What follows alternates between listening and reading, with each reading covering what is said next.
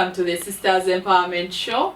Today we are going to talk about a topic that each and everyone is very much interested in, a topic that we cannot avoid to live with, and today it is called friendship.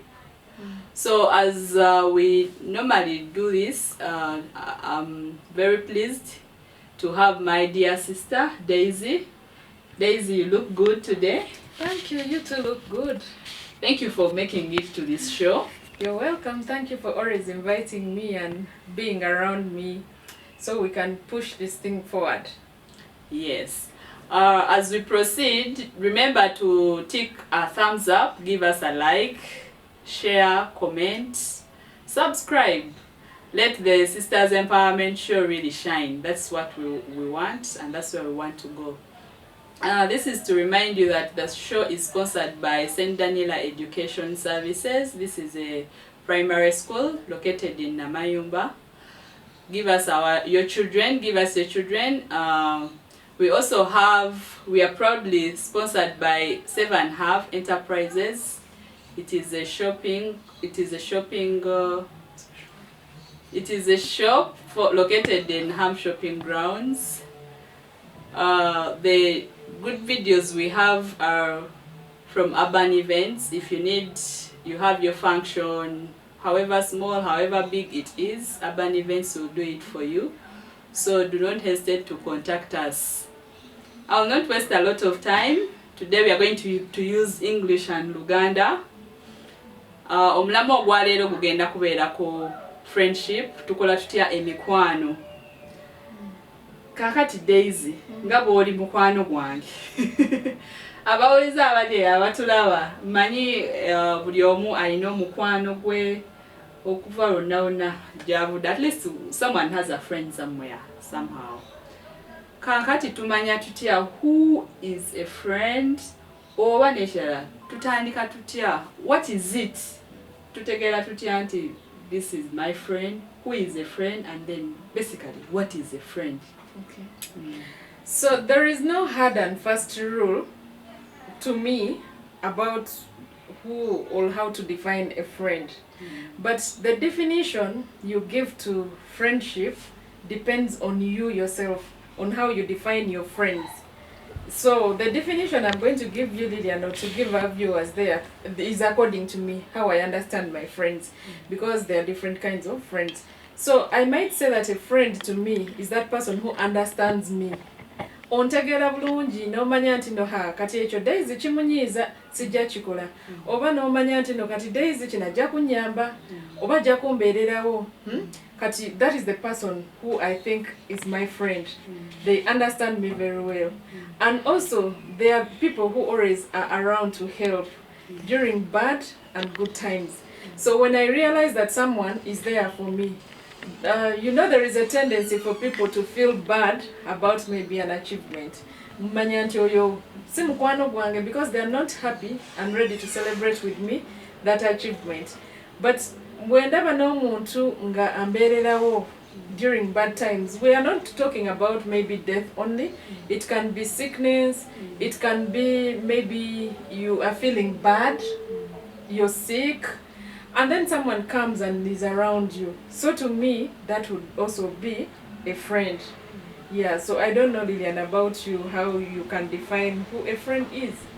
Of course, we obyogedde. Naye tutandika ndola kino kituleetera to know at what point maybe do we even tell okutandika okurecognizing nti tulina omukwano oba omukwano gwange.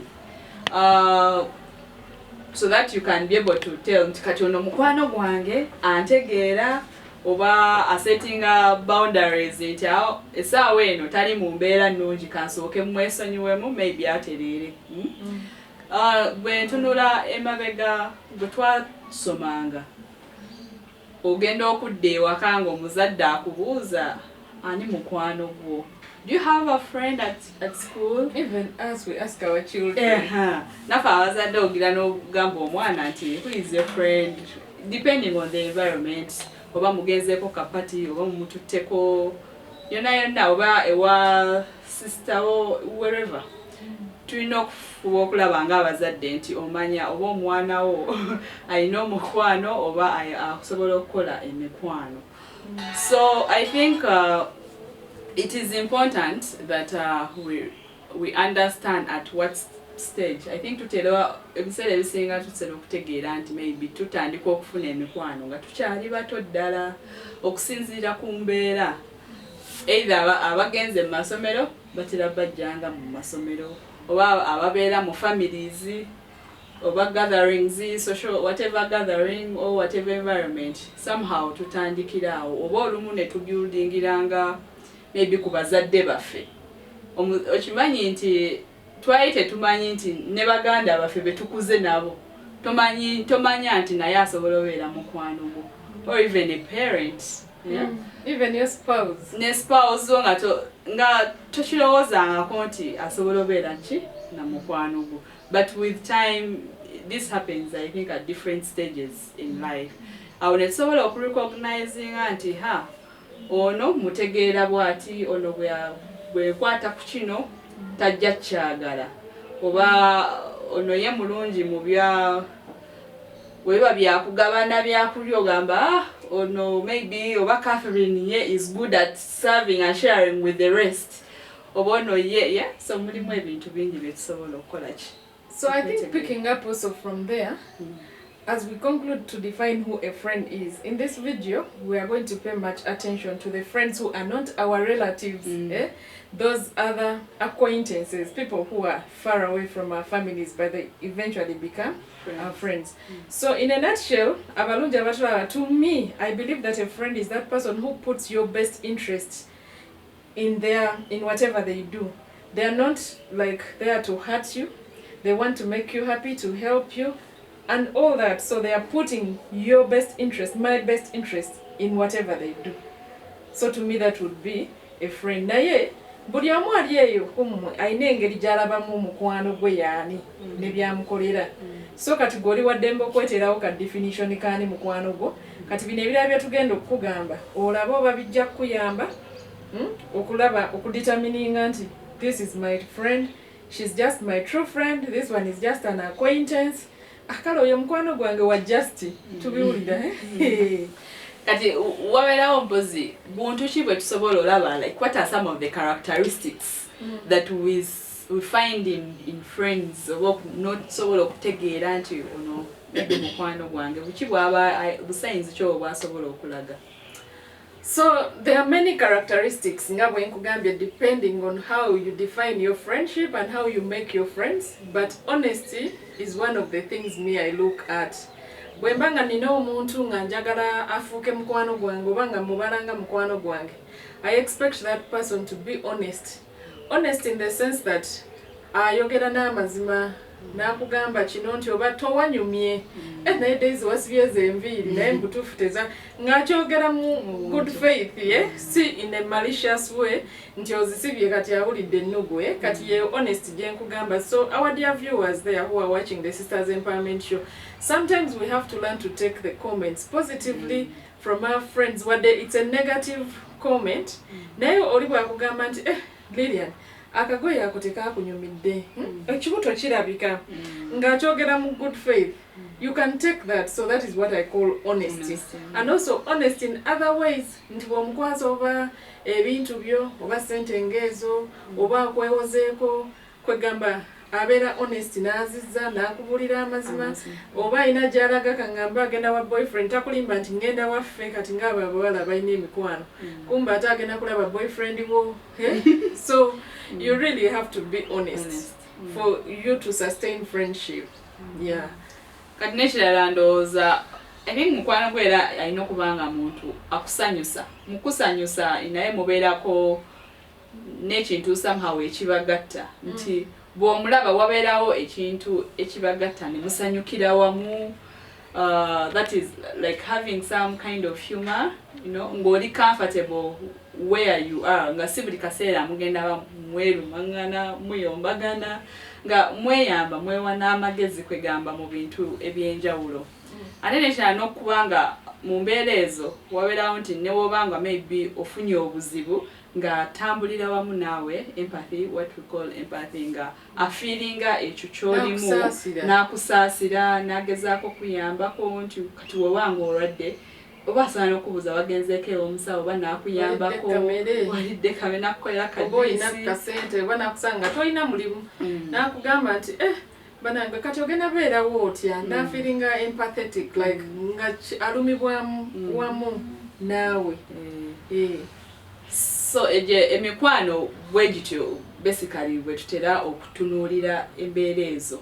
Si oli akulabanga maybe oli mubuzibu ate n'akola ki n'adduka buddusi oba ng'olina musanyu n'atakusanyukirako ayagala atakuleeta ennaku ate ajjawo anoonya akabi akali awo okay ofunye na award naye nga bakikoze bubi you know again teyabadde yiyo bakukiina bukinyi like n'ateekawo era eyembeera to bring you down. Yeah, you know, people with negative energy no bwe twogerako nti abantu baba balina okubanga really atambulira wamu naawe.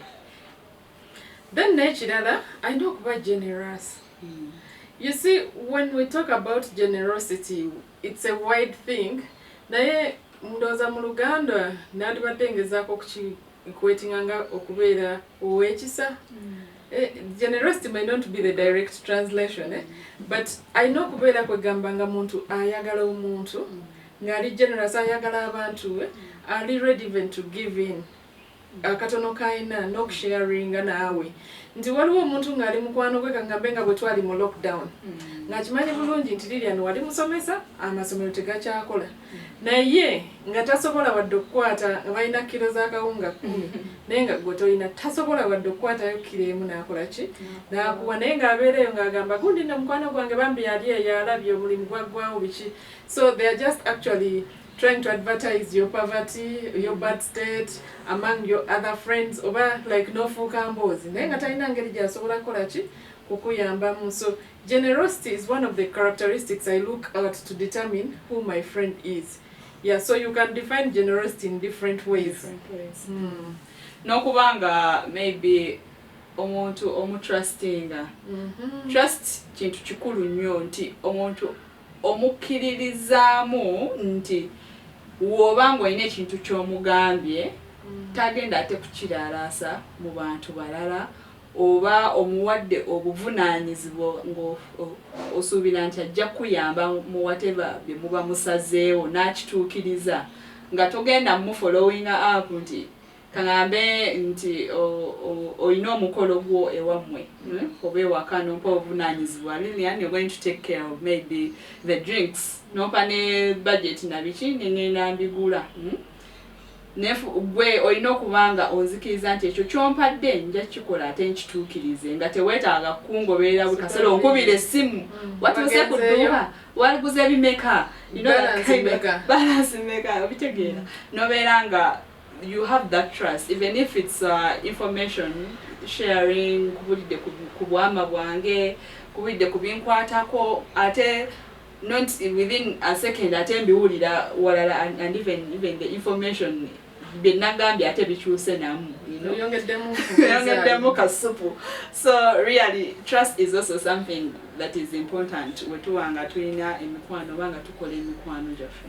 Actually ekintu kye bayita obwesigwa emikwano egisinga tebukiina nti obeera ne mukwano gwo otuwulidde ab'emikwano bangi naye when they break up oba bwe bafunamu kale okusoowagana you hear them, for example yakubulira secret yo nti olaba nina wano ekizimba kinnumu ogenda okuwulira nga ekyo kyasookerako to hurt you. So obwesigwa olina obukuuma ne bwe mubanga mufunyemu okusoowagana nti you will keep that trust obwesigwa omuntu bwe yakutteresa. If there is that secret omuntu gye yakugamba nga it must not become a public secret, you have to keep it as a secret. So to me that is a person gwendabira ddala nti omukwano gwange ono ali trustworthy nti ne wewanga mukubaganyemu tagenda gamba omulaba oyo mbadde nga nze nabawa n'emmere gye badde balya bawe abadde takola naye yeepanka kati. You know, that's not trust. And our dear viewers, actually, we want you to try and learn some of these characteristics for you to hold friendship, because friendship is dear. for some of us, we know that abamu kuffe tuli where we are because of our friends. And then we need to also identify, is this person really trustworthy? Is this person portraying the characteristics in as it will get deco? It's not that wofuno maybe everyone is your friend. No, there are those that are really kuganga olinga ye just mukwano bano tugenda ku social gatherings byakunywa mu kinywi oba ye like those acquaintances naye mubeeramu omuntu nga ye olaba nti bw'omugamba ekintu oyo ye ne muba musowaganye because not all the time mujabeeranga it's good time mubeeramu era n'obwo obuntuntu nti oba twekyaye because twabyalanga ne mu ssomero ng'oli omuwa ku byokulya futa ne mwekyawa mu group. I don't know if you had those things. Abaana abasomeranga mu boarding schools. Ne mubeera mu group ne bakugobamu, everyone knows that one is no longer this one's friend. But then later you make up. So kati in that process nga even temukwatagana, are you going to hear some things mwali mu sharing anga oba at times you also have to test someone nolaba obona ayitawo kubeera mukwano at what stage, what kind of friendship this one is. So as we come to the conclusion of these characteristics, I think also you have to have someone who encourages you. Oba kangambe you're going to do something. No mugamba omanyi kati ngenda kulima emboga. The person you call your friend naga emboga tezifuna. Nze jjajange yalima emboga nezikola ki nezigana. No mugamba kale kakati omanyi ngenda nsome. Oba Lufaransa. I'm going to go for French lessons. Maybe I have ABCD. Leading them to program you. Then the person will say, "Kati French anakuyambachi." Like the person is always like discouraging you. That is not a friend because olumwa batakwagaliza for you to get to that stage where you want to. So to me also, I believe a person who is your friend should be a person who encourages you. Mu buli kyokola ne bwebanga tekisoboka ayinza okugamba kijja kusoboka. We have had stories of people who say this person was by my side newe nali nga nzigoddemu amaanyi nze ye nampushinga nangamba kolaki. For example, inzo kwa ku campus oli ku private sponsorship, your parents are not doing well financially, and you have this friend who keeps telling you jam tugende mu class, school fees zijja kulabika, nakuyambako oba nakusharinga nawe the little money they have, na ku last moment nga mnachana okukola ebibuuzo naga tusome sente zijja n'okukuleetera motivation kubanga ku encouraging nze so sente bwe zirabika ne mutuula ebibuuzo ne mumala. So we've had people say banange if it were not for this one gundi yambeererawo. Encouragement is very important for friendship. Yeah, even when we encourage each other, like kale oli nawe ne wobanga ekintu olaba tokimanyi nnyo oba at least it's important omuntu n'omuwamuko ka time n'omugamba gwe olowooza really kinaakola. There is a way you even present even if gwolaba tekisoboka. You present nga wali olabyeko kale nga bw'ogambye mbu oli ayagala kulima mboga walituna ekyo kijjeewa wali olabyeko kale omuntu alima emboga olina gwe weebuuzaako olinako ku research. You try to open up someone's mind so that waddayo eri ebibuuzo oba ebintu by'omulaze ye kennyini addayo n'areflectinga nalaba oba really akisobola ye kennyini neyeesalirawo oba akisobola oba tajja kukisobola than saying it from day one, from the first point nti no tekijja kukola. We've seen a number of things and people that are not into something wadde oli mukwano gwe someone just discourages or one negative energy. They no sayers all the time. They're like, no, it can't be, no. Yeah. So it is important that we encourage other people to do that over no muyamba oku identifying maybe those gaps, maybe ebikintu ye ngeri gyaba takitunuuliddemu to fill up those gaps so that at the end of the day asobola okusalawo whether to proceed with that kind of thing or not. So you are still watching the Sisters Empowerment Show. Don't forget to subscribe, like, share and comment.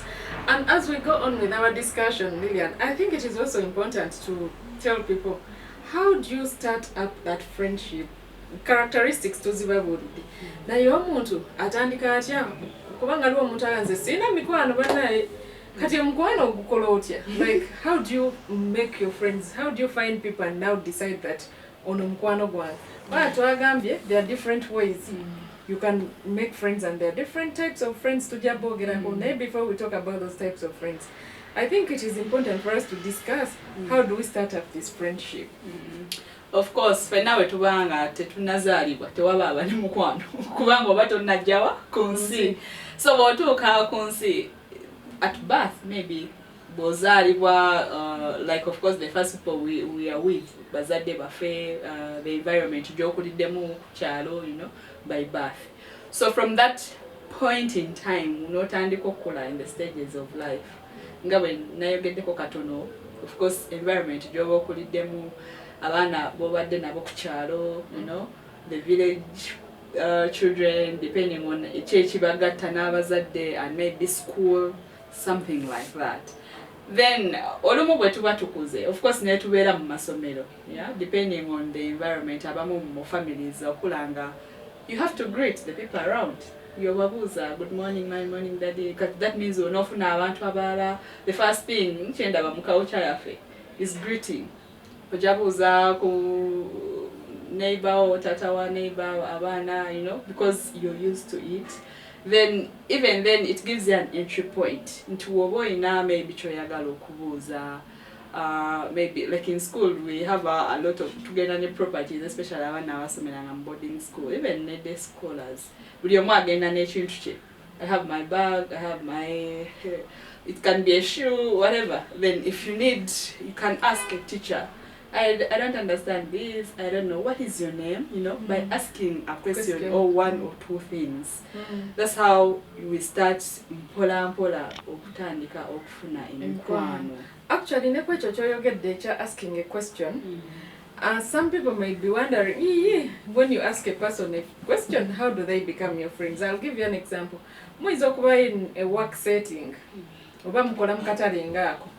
Olaba ng'oli asuubudde ebintu bye kangambe engatto ezo kati njogera mu katale obaako emibuulo then nga naawe oyagala ozisuubule n'osooka n'omubuuzaako oli otya biki engatto ezo ozisuubula wa then bw'aba muntu mulungi ng'akwagaliza ng'ate kitegeeza ajja kufuuka mukwano gwo ajja kubuulira nti mu kifo ky'ozisuubula gweno gy'obadde bugamba gy'osuubula nsobola okutwala wa gy'osuubula.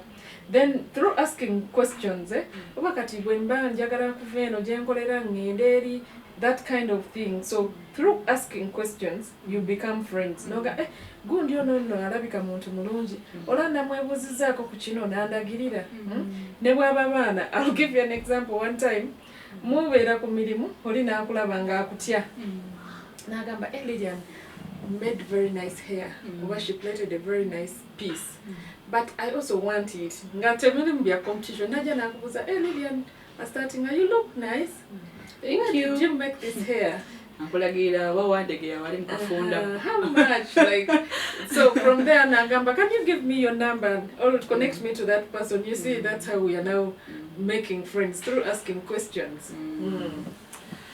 Yeah then of course wabeerawo ebintu ebirala ebyenjawulo era nga bw'ogambye nti it is important to recognize the good things in people you give them a compliment of course depending on where you are oba oli ku ssomero oba oli waka like in school you can say you have a very nice handwriting or I like maybe this teacher is good abeera atuwa maybe exercises nazimakingirawo n'atuteeramu bu stars no he's a nice teacher oba kwegamba ne ku mirimu gyaffe there are certain things that bituba tulina tunuulira oba nolaba omuntu nga ye really aina akantu akenjawulo whenever they walk in they are smart like you're smart I like your ways you know mpola somehow ogenda olaba oli gw'ogambye naye aba awulira bulungi ate nga naye waba omuntu omulungi somehow the friendship can start from there by complimenting each other or one another kati ojja kusanga olumu ogamba omuntu you're smart bikinga naye ate ayina akantu keyakulabako okiraba naye ajja kugamba wow thank you I also like this I like your bags you know oba your shoes kwegamba somehow mujja kufuna engeri gye mutandikamu ne mukwataganamu. Then of course ebyo with time era olumu mugenda okulaba nga if someone maybe has a challenge or a problem, you need to kind of also offer help. Yeah, omuntu ne waba tomumanyi naye ng'olaba nti afunyekayo ekintu ky'osobola okumuyambamu. You may find someone nga depending on where you are, maybe you're in the banking hall, omutawulira bulungi ng'olaba you may try to help, or sometimes it may not be direct where abantu bekengera. You may talk to maybe like a security personnel or omuntu akola this one is facing a challenge, maybe they need your assistance. Kubanga yayinza oba akyagala naye nga talina n'amaanyi gagenda seeking for that help. So at times we also need to offer help to some people so that olumu awo tutandikirawo.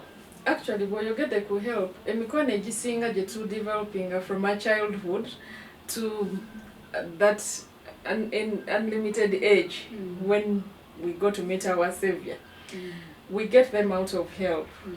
Kubanga ojja kulira nti omuntu bwaba baba ffe betufuna oba baani, we usually get them oba gundi yamba ku lift him oba nali sina sente muli ku ssomero eyo gwe tolina grab, there is your neighbor gw'osula kumpi naye n'akuwa ku byokulya bye, then ne mutandikiraawo. So that is also offering help.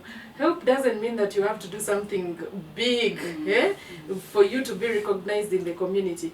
But even something small, olinaga bana nali sina pen nga tugenda kola exams nga zimpeddeko omanyi nti omwana yampa pen ya bwerere, like that is something small but it touched their heart now remembering us. So for our viewers out there, you may offer help in different ways. And when we talk about these friendships, we're not talking about those very, very friends you're thinking about, but you can become a friend of someone after helping them with something very small. Let us always help people. I know some of us are on groups, WhatsApp groups, or organizations or associations. Etugamba kakati olw'obulungi lwa community tuweeyo sente tukole kino. So we become friends with those people we are helping. That is how we also build our networks. Ate nokuwa obuyambi, I think it is very important that bw'oba oyambye omuntu, do it wholesomely and you don't expect someone to pay you back. Tulabye abantu bangi agamba nze namuwa naye nange kamulinde oba nze nga namuyamba ku kiri naye ye nga teyamba. Tubiraba especially ebintu ebibeeramu I think money, nti ngenda kuba n'omukolo gwange, I'm contributing for you, then I'm like when contributing then I also expect in the night when you also contribute almost the same or even much more. Then you're like you know, there are certain things that between now or kwejamu. Even then the Almighty God, if for the believers. Really, generously, why don't we also be like that? Let it come from your heart and do what you can manage. Don't do something to please someone. And you're happy and you do not expect. Maybe someone has give what you feel you can get tosubira ntogenda zimua, you know. That is another topic for some other time about giving, but it is important that tukole into depending on chetuwa tusobode. Yeah. Okay. And also I think for you to know or to start up a friendship, sometimes you must be humorous to another person. I have seen, for example, these celebrities, all the renowned people, banabato abamanyidwa mu community. Olingaga banange njagala omuyimbi ono abeere mukwano gwange. Owulira oba ku radios, ku social medias, olingaga banze ndi die hard wa gundi, I'm team this. They've never met or what, but because that person is humorous, they make them happy by what they do. So that's how you can also make friendships. You have to be humorous. You have to make people happy. I have seen people, for example, watching comedy. Sisters Empowerment Show. Banja abambuza, Daisy, where is she? You know? Yes, I want to be their friend. I want to be their friend. Can I meet her? You know, those things. So, Belanga, you're this kind of person, the flower in other people's lives. You're humorous, you're happy, you bring happiness even where people are down and low, yeah. Nera tubilabe olumu tubera ku mukolo and you just think gundi tazze yandibaddewo ekikugane tusanyukamu awo nekikyankalanya ekitundu. It is very important that we make others happy nga ate tuli genuine. You really see we are pretending, because you pretend today you cannot sustain it. So Daisy, please about watching, this is the Sisters Empowerment Show. Remember to subscribe, like, share, comment. Our numbers are running on the screen.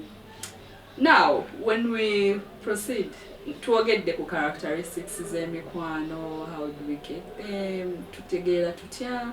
What are some of the types of friends? I know people out there are looking out to know who is this kind of friend. You're now categorizing your friends. So this is what I think are the type of friends we have. There are these so-called utility friends. Friends for utilities.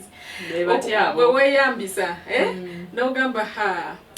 Njagala ku motoka ya Lilian oyo. Yes, mukwano gona yenga chomufunako is maybe it's an asset or something cheweyambisa. All like in school, mugenda ku social. I know mukwano. I mean omukoyo obulungi ye bazadde be bamwana ogamba ha. Lilian I know fuka mukwano gwange. So when we are going for this social gathering, she will help me with her dress or shoe, or she brings a lot of grab, or she brings the textbooks and you don't have. So those are the kind of utility friends. Yes, they are your friends, but there is this attachment. I can give an example. You know, Katoromuku abakoleleyo waguleyo uptown Kampala olumu oyinzobeleyo mu office and you're like leero nina ogula ebintu bingi mu kikubo abategeera Kampala.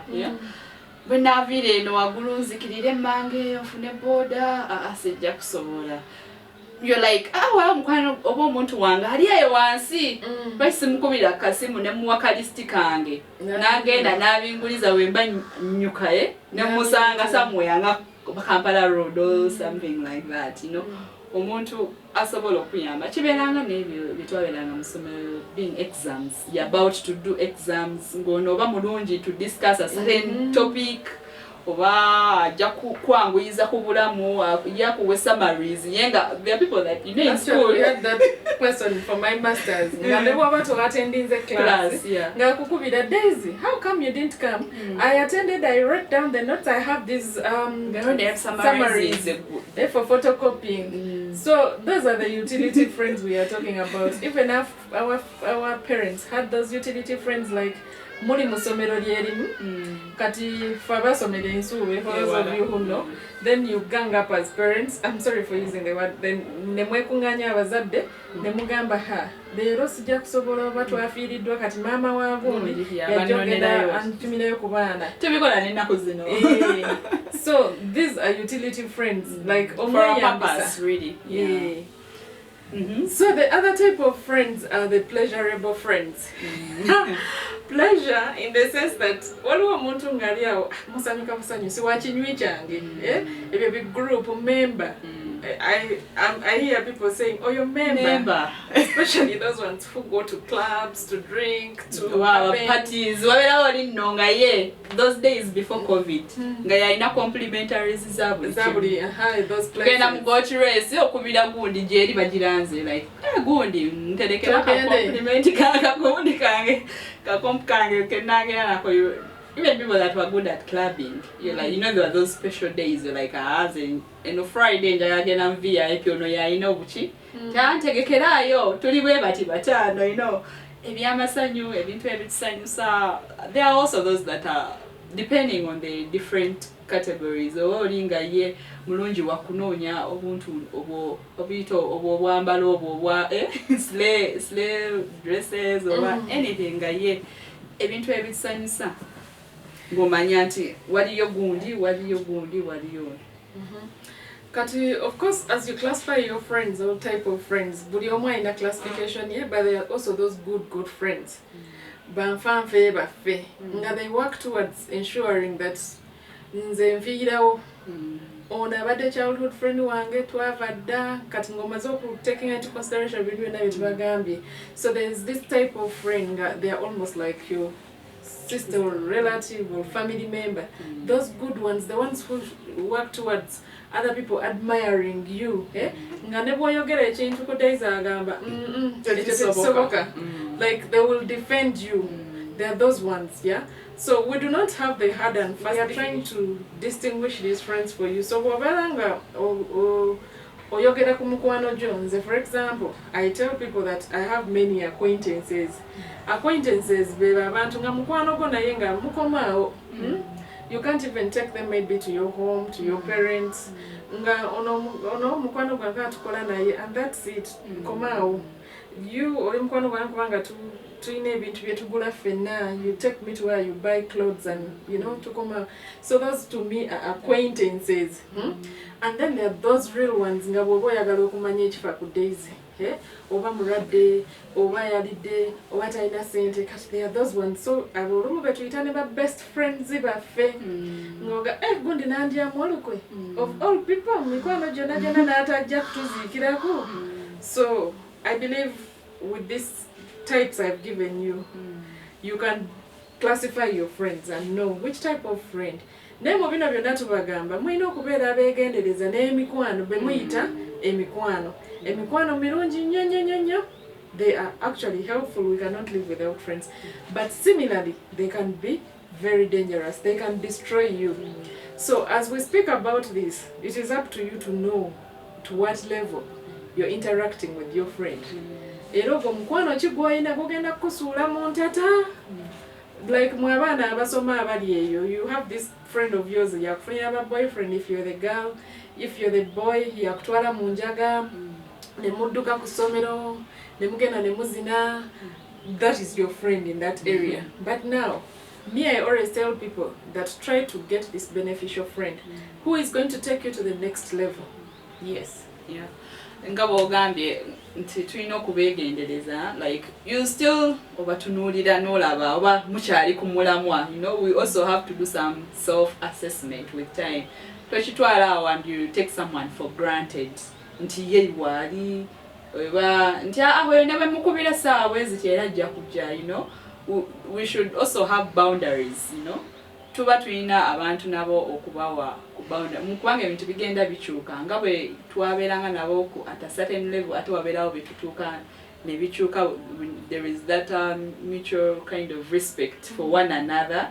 Of course newaba of course tubanga maybe tukyali bato oba tonnaba kubeera munyo nezo okutuuka ku mbeera maybe ya marriage. Now you're having other parties or partners aba muli around your friend, and then again for you're still fighting for the same space je walinanga before. So what we mean is that depending on the situation you need to adjust okusinziira buli omu n'obanga omuwa boundary ye ne musigala still nga mukwatagana because ebiseera ebisinga tulabye how we to abusing that kind of friendship. Wadde wafumbira olowooza nze kubanga wamalayo ayagala gye wadde kale ayinza n'okugamba ono best friend wa Lilian bw'ajja wammwe mu kisenge eri mu kisenge yamanya. So at times we go overboard, but tulina okusigala nga twerekeramu ka respect ako buli omu n'omuwa ka boundary ke ne musigala still nga ebintu mukyabitambuza because we are human beings. Bigenda ebintu bikyuka, the ideas that naina before, even then I'll have to pick on other friends now osigalenga wodi. So it's up to you like to position yourself obulungi tusigalenga tukyali sustainable nga walking in the same path. Yes. Oh, you're still watching the Sisters Empowerment Show. Don't forget to subscribe, like, share and comment. Give us a thumbs up. We like you when you comment. Actually, when you tell us what we are doing right or what we are not doing right or what we should change, we take it in good faith. So as we continue, Lillian, there are those things that we think are very important for us to have friendships. And the reason why we have friendship is because we benefit from them. So what are some of those benefits that we look out from our friends? What are the benefits of friends? Of course, the benefits of friends. Buli omu ayagala abeere n'omukwano nga basanyukiramu. You share the good and bad times, you know, depending on the environment gye mubeeramu. Let it be school, let it be work, let it be home environment, yeah. Nti bw'obanga maybe tuli ku ssomero, let the good times tubeere part of it, like sawa ya kusoma. We advise each other, Rasho tuuka late, you know, and you take those comments in good faith. Then tugende tusome ebitabo, that for the common good and muba ne focus. You know, then at the end of that, the results was zikomyewo so that mwena mukola ki musanyukira wamu. When it gets like university, you know, binje ebiba bitusomooza, there is no bell at the university nti bagenda ngakati time for break, time for tea, mwetuma mweka. You like, you call your friends, sawa za lectures, gwenga outing eyo kuva Friday toddanga tolabikangako mu room, you know, we are about to do exams, where are you, toina notes, tolabika, someone is trying to push you, you know, because aba ayagala like mutambulire wamu. Those are the good and bad times, you know, for wajalaba nti oli okusikayo gy'oli, you know, in your whatever you are, you know, ayagala mutambulire wamu ne boyizo kiraba obubi nti tanjagaliza yenga mbeerako nga anunda naye nga at the end of the day aba ayagala mu celebrating le wamu, you've graduated, mu having zo parties, mwena mugende newaabwe mukolereko ka speech, mukwano gwange, you know, those kind of things.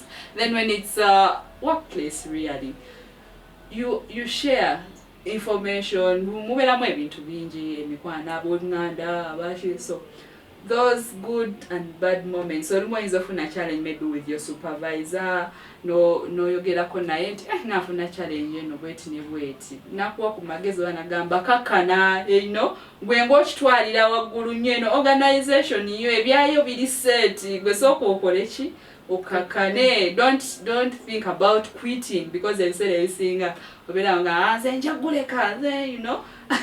So if you have a friend that you share with, and musobola okweyambagana in the different kinds of environments, then mutambulira wamu. So as you mentioned that actually these friends the people who we lean against, as you said, during bad and good times. But also the other benefit we get from friends is that they increase our sense of belonging and purpose.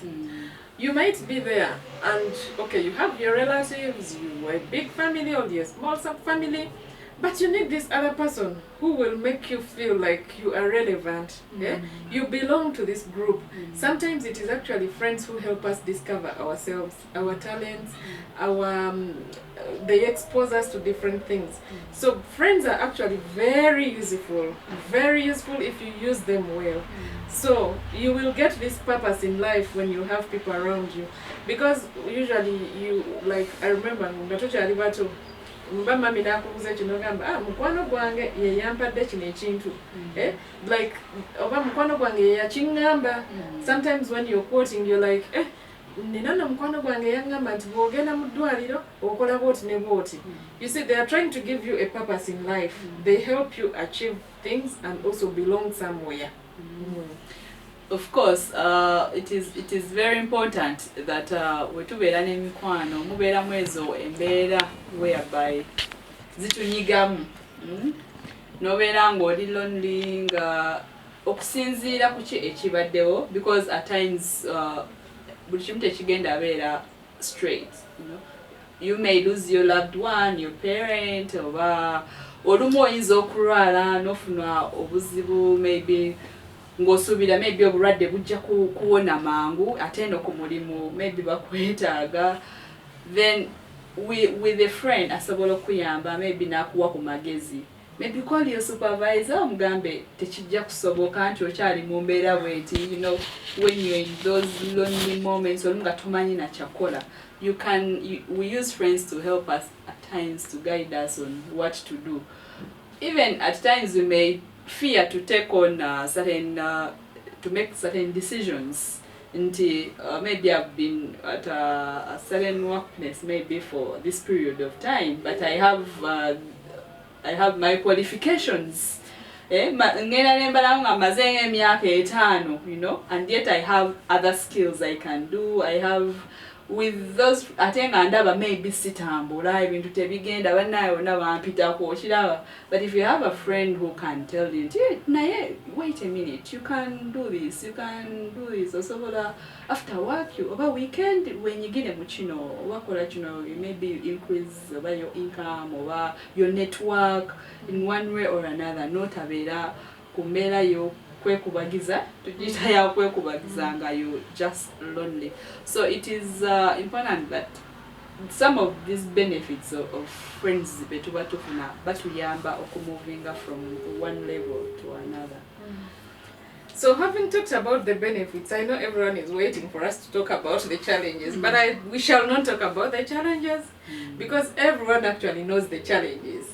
They fox you, your friends can fox you, your friends can disappoint you, they can backbite you, they can do all those kinds of bad things you all know. Those who are watching, you know what bad things your friends have done for you, all to you. So we are not going to discuss the challenges. Maybe I will just more like, of course, having a friend and you live yourself. Like, everything. You know, you don't have to lose yourself. Wenga omuntu olina okumanya your focus, you know, njagala okubeera, what do I want to achieve, how do I get there, you know? Even when then it will also help you to shape the kind of friends or the people that you get along with. Ntinyizo wanga I have a friend, like maybe a friend who is a lawyer, because njagala maybe kugula taka, and I'm like, okay, maybe the friend I have, I've identified it as of what I want to achieve.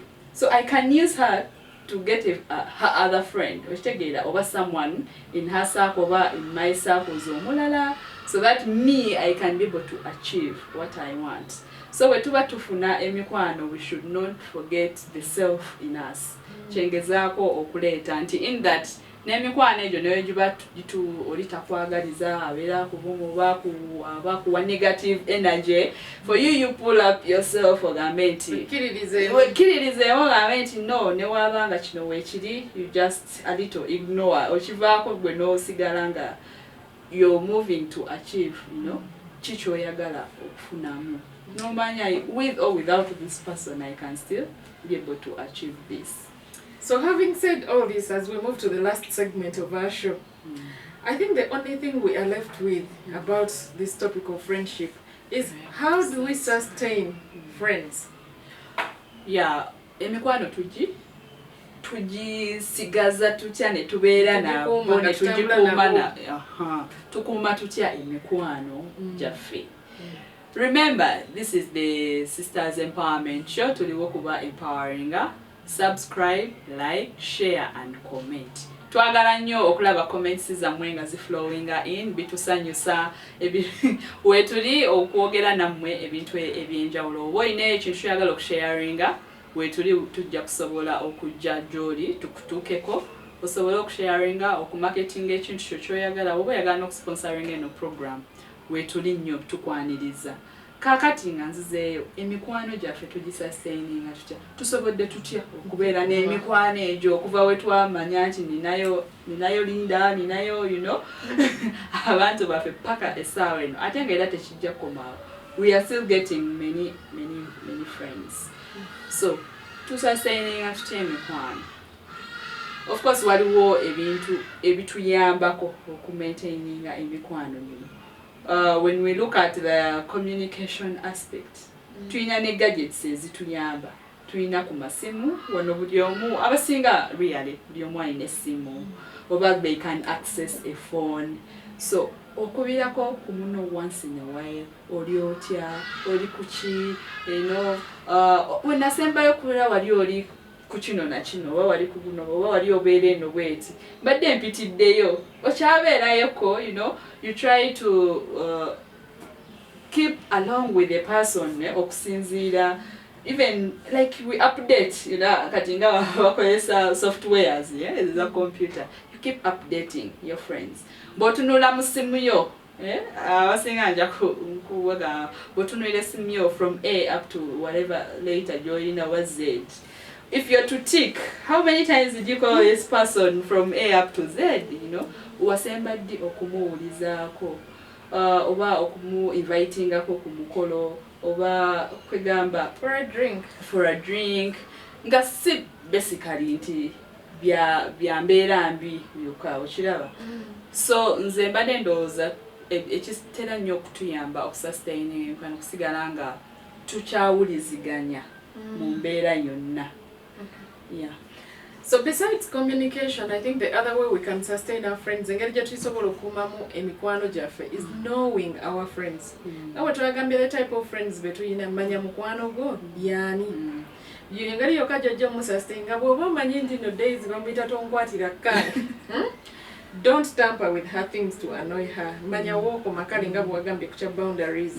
Nomanya nti days ku mwami we tayagala kwogera ku mwami we batayagala nnyo kusemberera bbaawe wadde oli muki mukwano gwo kati bw'omanya mukwano gwo you will sustain that friendship. Or if you know that this friend of mine is one unreliable one, learn her so you don't get annoyed. No gamba her. Can you imagine we made an appointment with her and she has not turned up, but bulijjo kimanyi nti meeting appointments.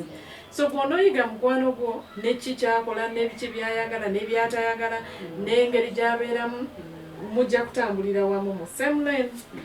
And also the other way you can sustain your friends is to learn to offer help. Sometimes we have a tendency of thinking into gwalina. When I talk about alina, you're well, doing well, and your friend is not maybe at the same footing. Give them some compliment, as you said, but you can even match it with a gift, a small gift. Gift. Nemubeloba nechi nakuweleza, but you're the kind of person who is like Sirina. Achimanyi nti sikola ki Sirina. But even then you don't think it's like you don't recognize like chakuwadde kale nabirabe byatu seneyanzisa nnyo muyinza n'ogamba nti kanoko kakala kampadde ka chocolate chokono mwana ajoga naye meanwhile it is coming from deep inside their heart. So we have to sustain by friends by also giving back, like excite them, surprise them with that small little gift, thank them, compliment them. Yeah, I think we also have to think about you go an extra mile where you can. Nti omuntu waba taking the initiative okukubirako nakugamba by the time omuntu wakubira, assuming maybe I have an interview coming, I try to call someone and ka interview ne ozababuza kuki. No, then that means nti nizo kuba mani nti you have an idea about that organization, or how can I prepare myself best so that I can be able to have the confidence to prepare myself also further, like no nekubya ka interview kana gwero chachuuse emirimu tokowa, and instead of giving someone maybe the courage to say, oh, do you know, maybe have you been for the interview before, omanyiyo, you try to help the person omuyambe asobole or prepare for that, omwako ka guide. Okay, we're preparing zonta yadi, ogezaako okulaba nti omuntu omuyamba notamumalamu maanyi. Olumu you can even offer information like, ninayo omuntu wange akolera eno gundi ne gundi.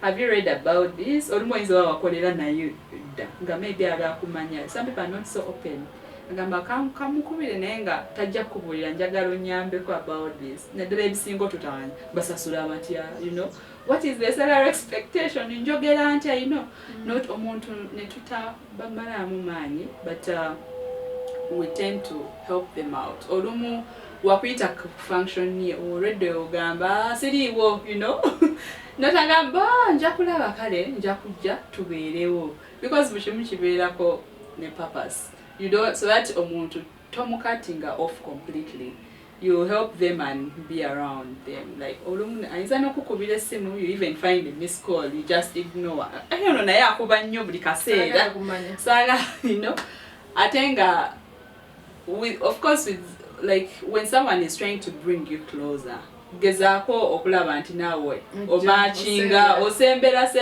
even if tori nnyo that's how once in a while cause tomanya next time ayinza okuba ine ekintu ngu ate omwetaaga and because you were missing out on all those katitoina even now otandikira and yet you need that person mpozi n'ekirala naye nze kino ndabikanga kyekisembayo kubanga buli omu asustaininga mikwano gye differently bw'obeera ng'olina mukwano gwo fuuka mukwano gw'abakwano be n'ab'eŋŋanda ze because sometimes I know people out there in Uganda we don't have these sleepover things but we used to visit Edda nga abaana baffe abaana ffe tuva wano ne tugenda ne tusula ewaaba uncle baffe but because they are friends of course abroad I know there are those sleepovers and that is the way you concretize your friendship but here we may not have sleepovers we have these functions where we concretize our friendship so make sure that your parents know your friends that is why they always ask you for functions bakwano ba Lilian ne bawasula oti ye banaye Lilian ali mu ddwaliro tayinayoko ku mikwano gye you know yes yeah ejoyogedde ddo kubanga tulina okwewala ennyo n'okubeera n'emikwano egya gino egigwawo obugwi yeah otuukanga like nga ogambye ku mukolo emikwano gyali byanjirwa zino kaadi 10 za mikwano gyo and like you don't have then that's when you start to struggle noga mu secondary nayinayo gundi ng'onoonya omuwe card just because bagenda batege forcefully kati ate oli yajja lowooza nti omwagalako sente ate tubirabye tugenze nnyo ne ku mikolo gy'abantu simply because naye nga byagweraawo ye because ye yamaliriza kyeyali ayagala the numbers you know but you also said that it is actually also important that we tend to sustaining friends it is important that tubeera ne mu networks zaabwe you know of course tugenda tukula we have these networks tulina zino maybe associations social groupings the saving groups okitegeera once in a while nti omuntu abagambe waliwo eno idea twagala ba members we bati can you be part of our group oba so wesanganga olumu obanga tobaddeko mu ezo social networks so ngati maybe abamu bakola nezo old girls associations or ezo whatever kind so obanga tobirimu somehow you find that you will not be able to sustain the friends ogendo sanga omuntu maybe mwasoma naye mu same class in primary school nenga ye agenda kuwa listi y'abaana bonna betwasoma nabo mugamba kati ng'amanyi ono ali UK ono ali London ono ali Masaka ono ali Kyaddamukaaka ono ali we have such an administrator of our group because she's out of the country but she knows everyone there ela Linda I salute you je bali abantu be batyo nagamba it's because tuli ku social network group bichi like we post nekati nga you find gwe neba kuteka ku WhatsApp groups ezimu you like also how you exit even from day one but there are those benefits olumuze tuba tufunamu so it is important that at least we be part of some of those gatherings abatula abadye you realize means ekintu kyendabye I don't know when we grow older the more we grow older the more we lose even the friends we have so oja kwesanga ngo tusokaddiwa not even because bano ba relatives baganda bafe tujja kubasanga somewhere somehow ense inengeri gye tukunganya ebyo bya family ebyaki naye emikwano gye tugenda nga tukula gigenda gikola ki gigendera. Waliwo omukolo gwe twaliko omwami mukulu ya retiringa ngaze okufumbiza omutabani we ndaali afumbiwe awasa n'atugamba essaawa eyo gy'abeera ku mikwano gye ejjajja ku mukolo ya inviting abantu waaba gye mikwano gye gy'asigazza ekitegeera oba gy'alabako nga abalala bonna tebakyaliwo ate nga naffe tubiraba. So it is important that we have some of these groupings zituyamba okubeera nga tusigaza tulina emikwano gyaffe. So abatulaba abali eyo, this is the Sisters Empowerment Show. Remember to like, subscribe, share, comment. Tubagala nnyo, mwebale tuwagira, mwebale tu supportinga, muti inviting tujje. You're sharing n'abantu. This is not for only us, it is for each and every one of us. Guno gwe mukutu mugatta bantu omuntu wa bulijjo. So Daisy maybe ngenda kuwa omukisa ogalewo olwaleero era weebaze n'abatulaba bano abalungi. Bananga abalungi abatulaba mwebale tulaba. Mwebale tuyirawo mubiri. Era nga bwe mutuyiriddewo obubiri njagala basaba buli omu ku mwayina mukwano gweyo.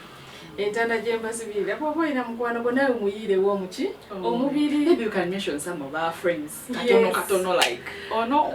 Of course we have those many. High school friends. But we have these other friends we work with.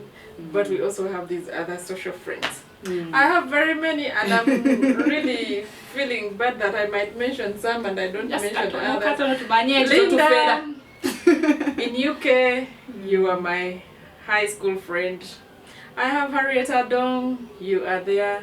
Then I have Mary Goreti Ajot, you are there. Mary Akro, you are there. Mary Nankabira, they are all Marys, yeah? You are there. I have my other friends. I don't know whether I have to mention all the names. Oh my god. Just that. So, anyway, they are Sisters Empowerment Show. Yes. But before I forget, I have my friend Irene Nachimbugwe of DPP. That one is my friend. And lastly, the one I will mention is Dora Nambiru and Nachintu Agnes. Matumidenyo. Oyo Agnes ate mumanyi ne Dora. Kugaba mikwano gyo ne Mary Ajot. Nabomba manyi. So you know. You see what we mean. So nange ninaye mikwano jange. Of course Daisy here, you my friend. First then I have Stella. I know she's listening somewhere. Listen for me. They are my friends as well. Yes, but we say I'm saying I'm adding others. Okay. I have Kulthum Kuchu, I have Siema, I have Dennis, I have Ronnie, I have Banji, I have watulaba kuchi ku Sisters Empowerment Show. I have Irene Nakubra, I have Mary Nakaojwa, I have